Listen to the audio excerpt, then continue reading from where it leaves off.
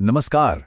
चलिए आज समय में थोड़ा पीछे चलते हैं और प्राचीन भारतीय विचारकों की दुनिया को समझने की कोशिश करते हैं। ये एक ऐसी दुनिया थी जहां जिंदगी को सिर्फ गुजारा नहीं जाता था, बल्कि एक कला की तरह संवारा जाता था। एक ऐसी कला जो हुनर, एहसास और आत्मज्ञान के बहुत ही महीन धागों से बुनी गई थी। आइए इस सोच के सफर की शुरुआत करते हैं। तो सवाल ये उठता है कि उस दौर में एक मुकम्मल, एक परिष्कृत जिंदगी के असल में मायने क्या थे। ये सिर्फ दौलत या ऊंचे ओहदे की बात नहीं थी। नहीं, ये तो इंसान की अपनी काबिलियत की एक गहरी समझ थी। एक ऐसा सफर था जो बाहरी दुनिया के हुनर से शुरू होकर मन की गहराइयों तक पहुंचता था।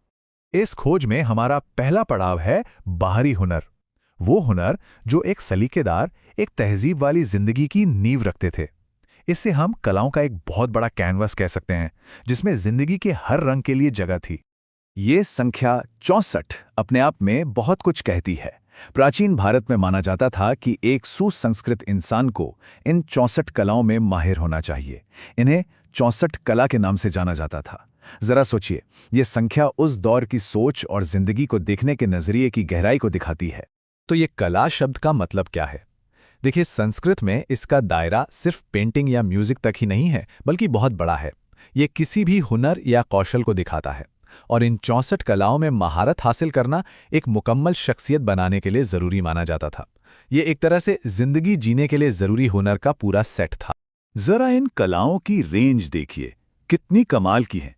ये सिर्फ नाचने गाने तक ही सीमित नहीं थी। इसमें संगीत और नृत्य के साथ साथ बढ़ईगीरी और इंजीनियरिंग जैसे प्रैक्टिकल हुनर भी शामिल थे। पहेलियां सुलझाने जैसी दिमागी कसरत, और तो और इत्र बनाने से लेकर लजीज खाना पकाने जैसी रोजमर्रा की कलाएं भी इसका हिस्सा थीं। ये इस बात का सबूत है कि उस वक्त कला को जिंदगी के हर एक पहलू से जोड़कर देखा जाता था। वात्स्यायन की ये बात इन कलाओं की असली अहमियत को साफ साफ बताती है। ये कलाएं सिर्फ मनोरंजन के लिए नहीं थी, बल्कि ये आत्मनिर्भरता का, सशक्तिकरण का एक बहुत बड़ा जरिया थीं। हुनर का एक ऐसा खजाना जो मर्द और औरत दोनों को मुश्किल से मुश्किल हालात में भी अपने पैरों पर खड़ा होना सिखाता था। अब देखिए, किसी के पास दुनिया का सारा हुनर हो, लेकिन अगर उस हुनर में कोई एहसास ना हो, कोई भावना ना हो, तो वो रचना बेजान है ना? किसी कला को बनाना तो कहानी का सिर्फ एक हिस्सा है। दूसरा और शायद उससे भी ज्यादा जरूरी हिस्सा है उस कला को महसूस करना। और यही से हम अपने अगले अहम सवाल पर आते हैं। आखिर कोई भी कला उसे देखने या सुनने वाले के मन में भावनाएं जगाती कैसे है? ये पूरा प्रोसेस काम कैसे करता है? चलिए, अब हम बनाने वाले के हुनर से आगे बढ़कर महसूस करने वाले के तजुर्बे पर ध्यान देते हैं। हमारी सफर का दूसरा हिस्सा हमें भावनाओं की दुनिया में लेके जाता है। एक ऐसी दुनिया जिसे रस सिद्धांत के जरिए समझा गया। यह सौंदर्य शास्त्र यानी एस्थेटिक्स की एक बहुत ही गहरी समझ है, जिसकी जड़ें हमें भरत मुनि के नाट्य शास्त्र में मिलती हैं। रस, ये शब्द बहुत गहरा है। वैसे तो इसका मतलब होता है सार या एसेंस, लेकिन कला के मामले में ये वो खास एहसास है, वो आनंद है जो कोई आर्टवर्क देखने वाले के मन में पैदा करता है। ये सिर्फ वो भावना नहीं है जो कला में दिखाई जा रही है, बल्कि वो तजुर्बा है जो देखने वाले को होता है। इसे एक तरह का इमोशनल फ्लेवर भी कह सकते हैं। अच्छा, तो भरत मुनि ने रस बनने की एक पूरी प्रक्रिया बताई है। ये एक फॉर्मूले की तरह काम करता है, बड़ा दिलचस्प है। देखिए, सबसे पहले होता है विभव, यानी भावना पैदा होने की वजह, जैसे कोई किरदार, कोई जगह या कोई खास माहौल। फिर आता है अनुभव, मतलब किरदार की शारीरिक प्रतिक्रियाएं, जैसे खुशी में मुस्कुराना या दुख में आंसू बहाना। और इनके साथ जुड़ते हैं संचारी भाव, यानी वो छोटी छोटी भावनाएं जो आती जाती रहती हैं, जैसे चिंता, खुशी, बेचैनी। तो जब ये तीनों चीजें मिलती हैं, तो वो देखने वाले के अंदर मौजूद एक स्थायी भाव को, एक परमानेंट इमोशन को जगा देती हैं।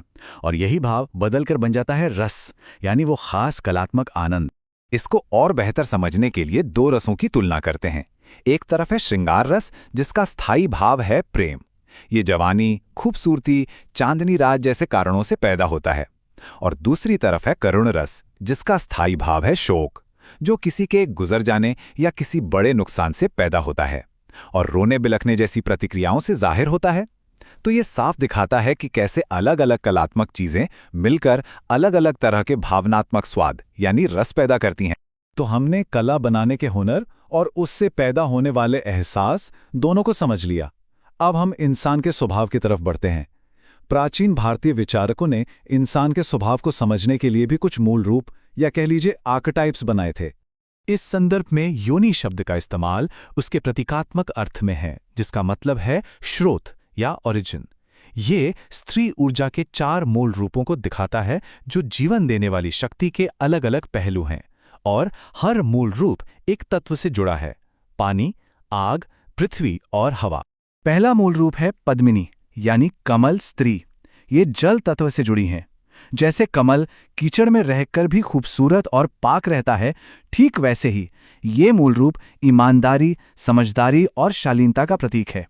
उसका स्वभाव पानी की तरह होता है, शांत, प्रवाहमान और हर हाल में ढल जाने वाला। और इसके ठीक उलट है शंखिनी यानी शंख स्त्री, जो अग्नि तत्व से जुड़ी है। जैसे शंख बाहर से सख्त और अपने अंदर को सुरक्षित रखता है, ये मूल रूप एक रक्षात्मक और उग्र स्वभाव को दिखाता है।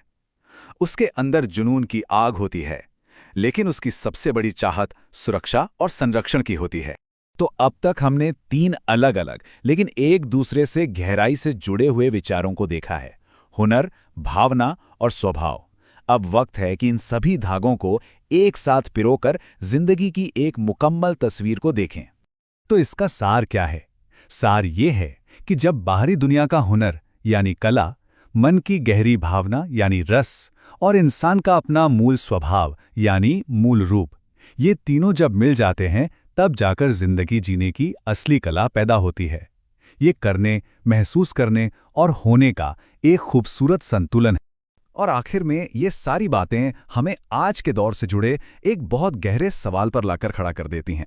आज की इस भागदौड़ भरी, बिखरी हुई दुनिया में, जहां हम अक्सर अपनी जिंदगी के अलग अलग हिस्सों को एक दूसरे से काट कर देखते हैं, वहां एक हुनरमंद, भावनाओं से भरी और खुद को पहचानने वाली जिंदगी की ये सोच, ये दृष्टि हमें आज क्या सिखा सकती है? एक ऐसी जिंदगी जो हुनरमंद हो, जिसमें गहरे एहसास हों और जिसमें अपनी खुद की पहचान हो। इस प्राचीन दर्शन में आज हमारे लिए क्या संदेश छिपा है? इस पर विचार जरूर कीजिएगा।